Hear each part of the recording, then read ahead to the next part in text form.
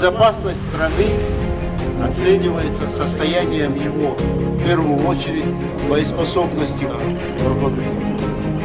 Поэтому еще раз, пользуясь случаем, командованию сил воздушной обороны, лидерам всех степеней определяю задачу совершенствования боевой выучки. Отношение к боевой выучке должно быть с полной отдачей. Желаю вам успехов, дорогие друзья, в боевой учебе. Еще раз поздравляю с этим знаменательным событием.